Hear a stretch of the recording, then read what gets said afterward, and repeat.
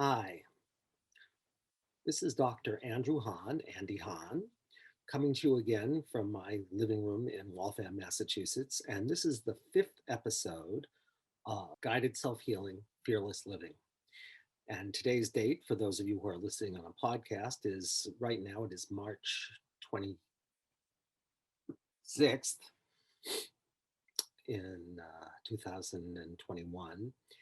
And this episode is called Finding the Answers to Our Questions, 4 Levels of Wisdom and Muscle Testing.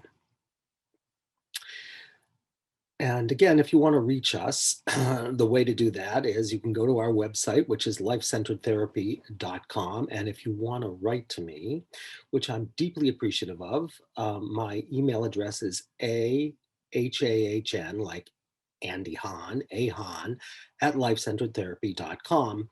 And of course, if you make any comments, I will read them all and I will respond to every question and every comment because that you guys are the ones who make this work, obviously. Again, so this is the fifth episode, and it's again called Finding the Answers to Our Questions, 4 Levels of Wisdom and Muscle Testing. So let's see what we're going to be talking about today. We had been talking about last time about the big picture. And I told you how we're going to use the big picture a little bit, I had suggested, to find our deepest truths. Now, in the context of healing, why do we have to do this? Well, there are 3 things we need to know when we're doing healing, and for most of us, we don't know any of them. The first thing we need to know is, what is our true intention? The second thing we need to know is, where did it originate, or what was the root cause, or where did it crystallize?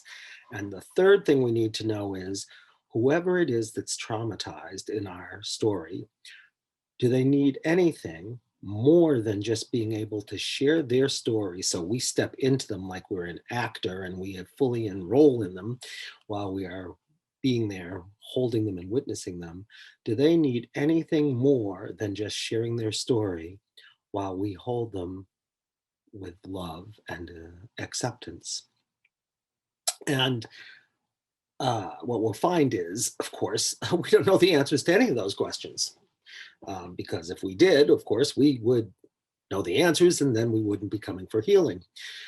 So let's look at each of these quickly and see why it's important to know. And we had used before an example of a man in my office, which we made up, and a motorcycle backfired and he had a panic attack. And in the first example we gave, it was pretty direct. We discovered that 10 years earlier, he was a soldier in a war, perhaps Afghanistan, and a bomb went off near him.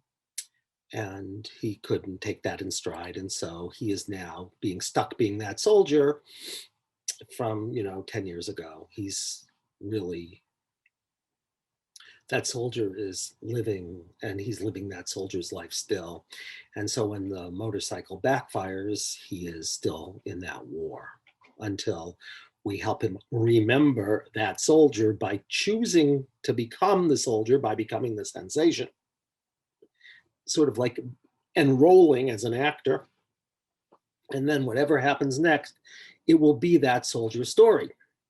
But let's take a different example and show you why it is that it's so important to know what the true intention is. But let's take the same symptom. So again, the motorcycle backfires and he has a panic attack. But this time, the problem isn't that 10 years ago he was a soldier. Let's say this time the problem was in World War I. Let's make it fun and say it was another lifetime, but it could, of course, have been in this lifetime. But let's say it was in World War I, and instead of being a soldier, he was a leader of soldiers. And the problem this time is that he's not really paying enough attention as he's leading his soldiers. And because he's not paying enough attention to what's going on in the woods, he walks them into an ambush and he watches as bombs go off and he watches his soldiers die. So we now know that his reactions to loud sounds, which are the bombs, is not the real problem. The real problem is he believed he betrayed a trust. And if I could find out very quickly that the real problem is he betrayed which will have a different sensation than just the sensation associated with the loud sounds. If we could find that out and have them become the sensation of that leader of soldiers, who is the one who's experiencing "I betrayed," we might drop him in and he might say, "Oh my goodness, I now know what's happening. I walked them into this ambush because I wasn't paying enough attention in the woods. I was like, my attention was wandering around. And as a result, all these men died." Now, why do I say that the sound is a symptom and not the real problem? Because if we look at it, that man may have many problems and he may have no idea they have anything to do with each other. So let's suppose he comes in and he says, "Well, I have reactions to loud sounds, but I also have really horrendous obsessive compulsive disorder, and I am, always thinking, this crazy thought," which of course is not a crazy thought, "that if I do anything wrong, if I don't get things perfectly, if I'm not paying absolutely the best attention, something horrific will happen. So I have to be watching every second," right? And he may come in with profound feelings of over responsibility. He may also literally or figuratively shoot himself in the foot every time an opportunity for leadership comes up. And now, if in that story, parenthetically, he literally shot himself in the foot because he felt so guilty or ashamed, he would come into this lifetime and he'd have chronic foot pain. And he'd say, "I think I have chronic foot pain because one day somebody stepped on my foot really hard. And like I've had chronic foot pain ever since." But we would know that that may have nothing to do with why he has his chronic foot pain. And in fact, he may have gone to many foot specialists and none of them could find a reason, even though he had this terrible thing happen to him. But really, that would be a reenactment both of shooting himself in the foot, right? And it'd be a way to assuage his guilt, all of which, of course, would be unconscious. So he would come in with this chronic foot pain, which we would then discover really what that foot pain was. And let's suppose he has strange, really uncomfortable feelings when he walks in the woods. Okay, so we would know if the only reason for those symptoms, right, his reactions to loud sounds, his obsessive compulsive disorder, his sense of over responsibility, his sense of sabotaging himself whenever he gets to be a leader, his chronic foot pain, and his weird reaction when he walks into the woods, which makes no sense, really are all enfolded into one story that's called "I Betrayed." So theoretically, if we could find that, the umbrella story, and the only reasons for those symptoms was that one story, which sometimes happens, that looks like miracles. That is a 1 hour miracle because theoretically, if he could transform that story, all of those symptoms may just disappear. I have seen things like that happen more than once. It's really quite extraordinary, right? And it still is like a marvel to me, that we could discover that that one story, if we could find out its betrayal from another lifetime in World War I and transform it, all those things could just go away because they would have served their purpose to help you remember what couldn't be handled. All right, now, of course, it becomes very important to know that story happened, in this case, in World War I, because if we went back to just Afghanistan, we wouldn't get a good result. Even if we went back to like when he was in this lifetime, perhaps, and he tried to be a leader someday, he was like a leader of a sports team and he somehow got himself into big trouble and sabotaged his leadership.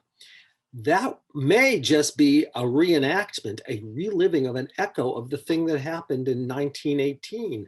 So we could work in this lifetime for a long time and we'd say, I've done some really good healing work, but something is missing. And of course, something would be missing because what happened in this lifetime would just be an echo of something that happened in that other lifetime, however we want to. We'll talk about other lifetimes about 3 or 4 episodes from now. But it would just be a reenactment. And what's really fascinating is a lot of the reasons that people come for therapy, even if they've done very good somatic and mindfulness therapy, is that never occurred to them that, their story was something from their from their family history, at which point it would be in their bloodline, or from their karmic history, because soul comes through blood and it also comes through energy. So they may never have gotten the result because they didn't go and find where it truly crystallized in their field, in the soul field, so to speak. Okay. And then if we know that the problem is betrayal, it may be that instead of doing something like emotional freedom technique, which we might do, for example, for the man who was just in the war, or EMDR, or frontal occipital holding, or a whole variety of other things that we might do, none of those would really work in this other case, because it wouldn't be the problem. The problem would be that he would have to find the souls of those men and find a way to make amends, and then find a way to let go of his regret and start living with remorse and saying, I'm going to learn from my experience. So he may have to find those men's souls and just listen to what it was like for them and find out ultimately how it served. And he may find out all kinds of things, like that they weren't paying enough attention to, and that they were too dependent on their leaders or something. So it may have, on the soul level, served everybody in the situation, but of course we never know that. And you always have to deal with the personal level first. You can't do it, because if you just go to the soul level, it's a bypass. If you say how it served, because on some level we know everything serves life, but there's also, in this lifetime, there's responsibility and accountability. So we would have to do some kind of forgiveness practice. So this is why we need to know what the true intention is. In this case, it would be betrayal. Where it originated, which in this case would be perhaps who he was, if you understand, if you believe in other lifetimes, or if not, it's just sort of an imaginal story, however you want to make sense of it. And what that person needed to do, which in this case would be to do a practice where they did some kind of forgiveness or making amends. Okay. Now, here's the next problem. There's no way I could ask you, if you were my client, those questions. Mainly because you would say, if I knew the answer to what my real problem was, where it originated, and what to do, I would not be coming to see you. And this is where we have to start talking about 4 levels of wisdom and muscle testing, which probably a lot of you still have not heard of, although when I first heard of muscle testing, which was in 1993, far fewer people had heard of it. So maybe some of you are doing it, or you did it with naturopaths, or you've learned your own little ways of doing it, but I'm going to tell you all about that today. But in order to understand muscle testing, you have to understand 4 levels of wisdom, and you'll see why this builds on what we've been talking about in the last couple of episodes. So the first level of wisdom is called the wisdom of the conscious mind. That's the stuff we can figure out, right? So you ask me, Andy, what's your name? I say, I've been, around for 64 years with my name. It's Andy, right? You say, Andy, how much is 2 plus 2? I say, well, math was not my best subject, but I know it's 4. But if I came in with those symptoms, you say, Andy, how come you have these weird reactions to sounds, and you have OCD, and you shoot yourself in the foot whenever you come to, you sabotage yourself whenever you come to, like, having a chance for leadership or taking initiative, and you have these strange reactions, and you have chronic foot pain, I'd say, I don't know why I have any of these things. I think I have the chronic foot pain because somebody smashed my foot by stepping on it. But, that would just have been magnetized by the sensation. You see, it's like the law of attraction. We attract what we truly need to gain self-acceptance. It's an amazing thing. So I wouldn't know any of that stuff. So I would say, I don't know, right? I don't know why I have all those symptoms. And I, as a therapist, also, by the way, wouldn't know. Only life knows. But hopefully I have enough of a framework that I could ask life, which is where we're going. So then there's a second level of wisdom that we're not going to talk about for very long right now, but it's called the wisdom of the unconscious mind. And the wisdom of the unconscious mind is the kind of wisdom that comes through in dreams, or coincidences that don't seem like coincidences, or a vision comes into your head and you say, why is that there? Or you say something and you say, I didn't mean to say that.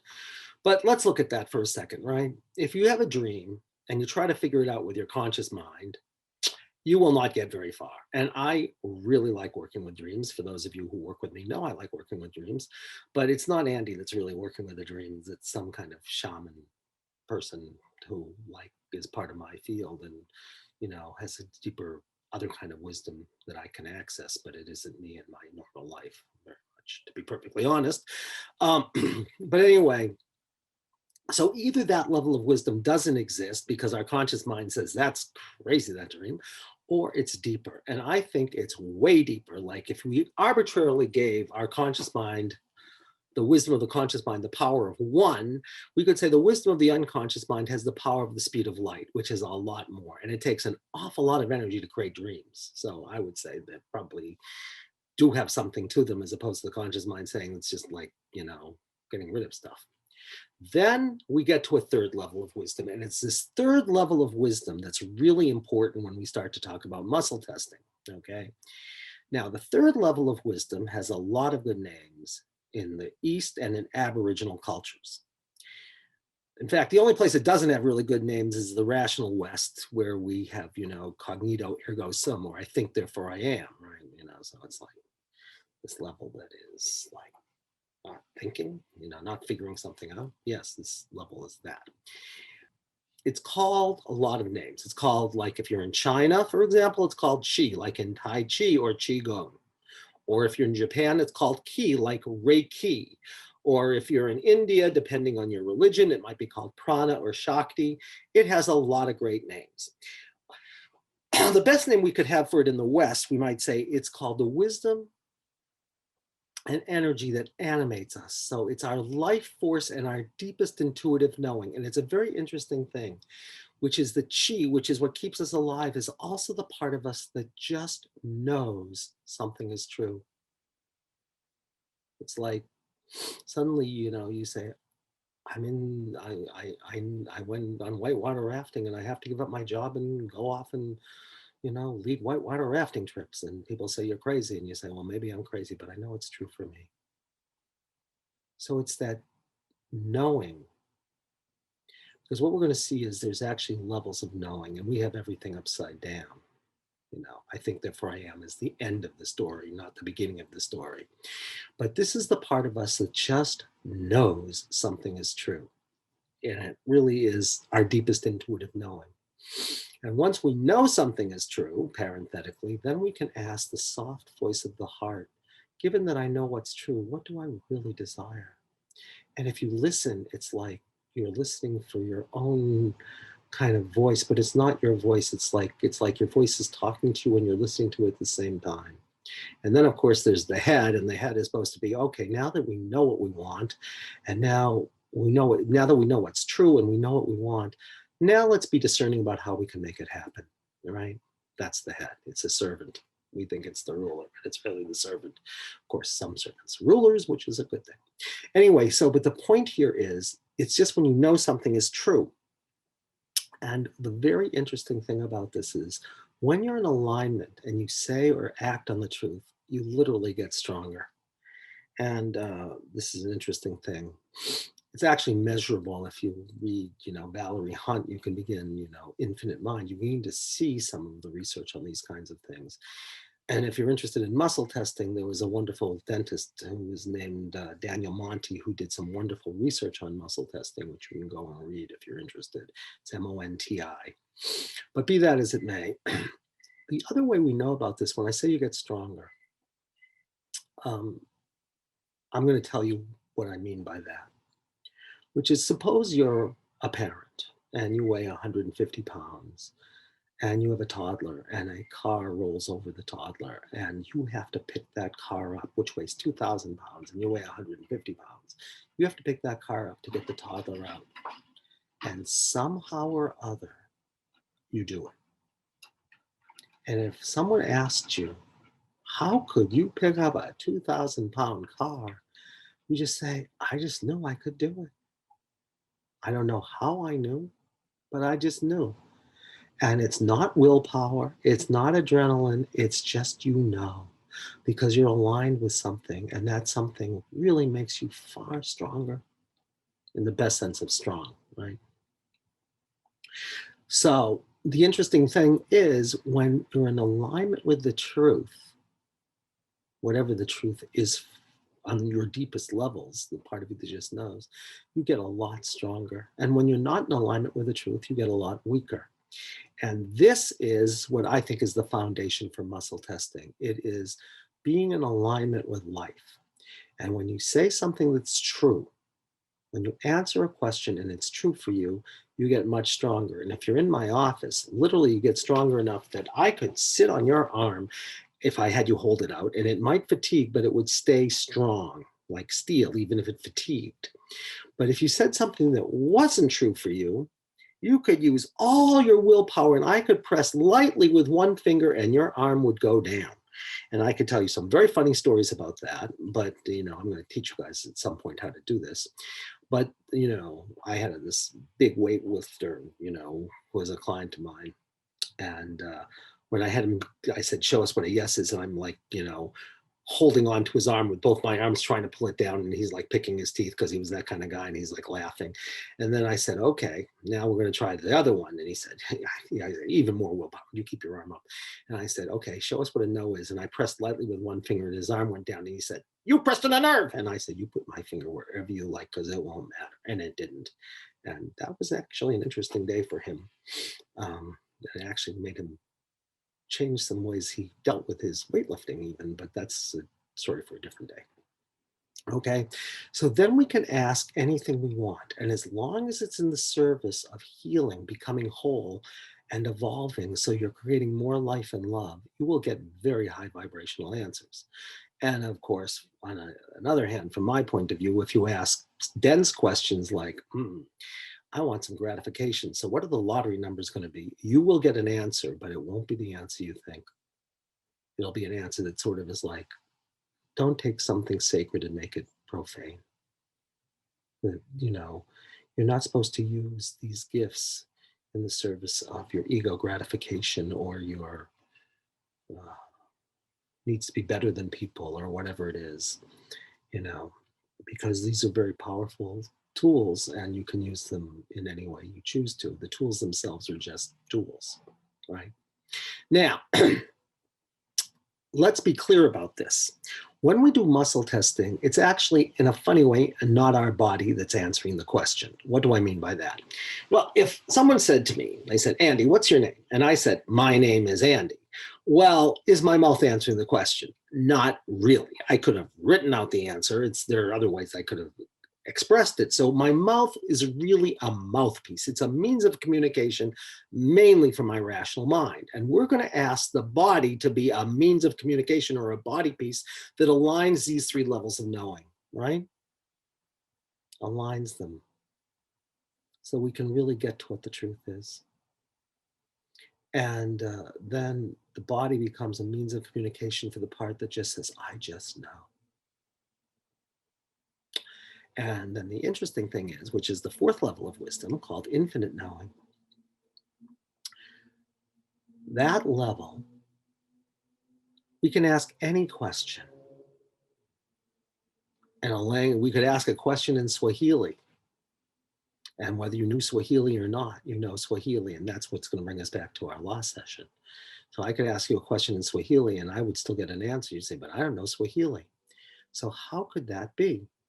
And while we're at it, how can I muscle test somebody? Because this is still the pandemic and I'm seeing people in, Los Angeles and Germany. And, I'm muscle testing myself because I can't put my hand through my computer on Zoom and they can't either.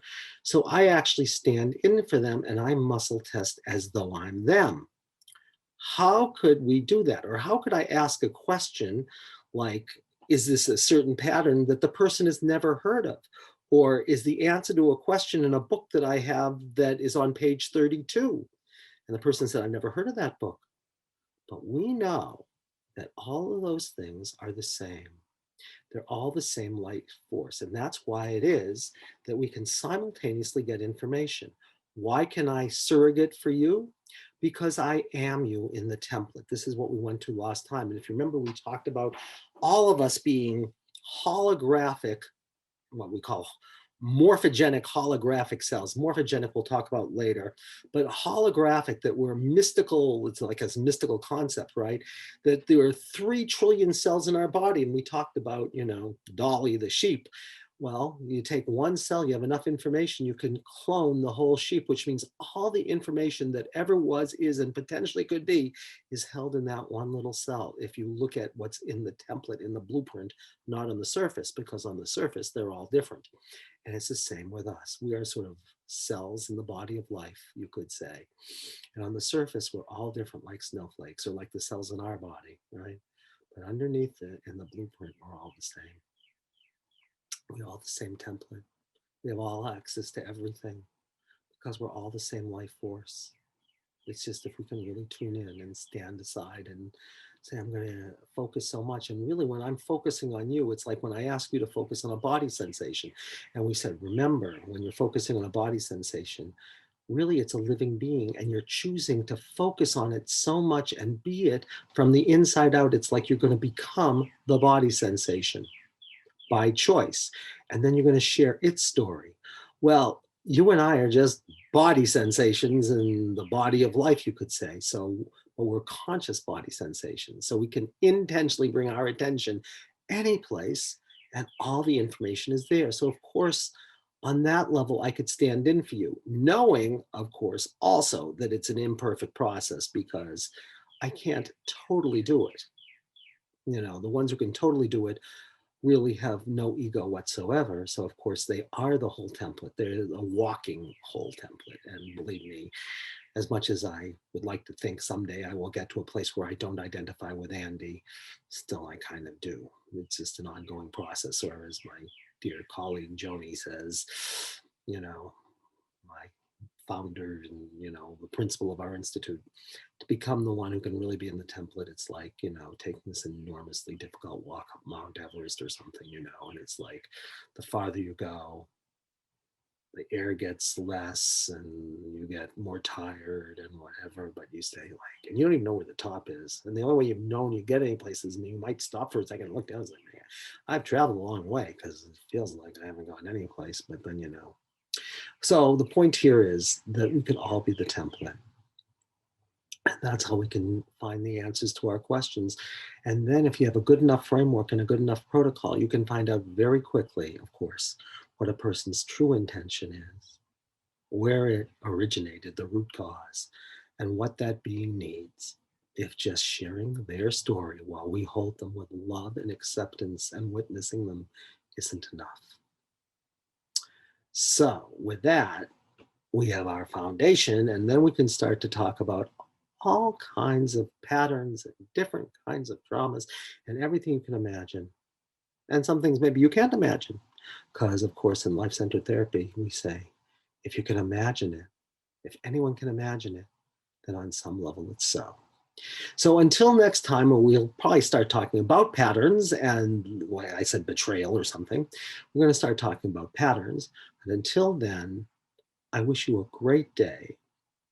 And if you want to do a practice for yourself, start to just, instead of trying to figure something out, bring your attention down into the belly and just ask it the question, like you're asking a deeper part of you. And then it's like you're listening with a third ear, right? We have a third eye, right? But we can also have a third ear that listens to that soft inner voice that just says, you want to know the truth? I've always been here, just waiting for your attention. It's just you haven't ever brought your attention to me. And there's reasons for that, actually, that we don't bring our attention down and in and find out what our real truth is.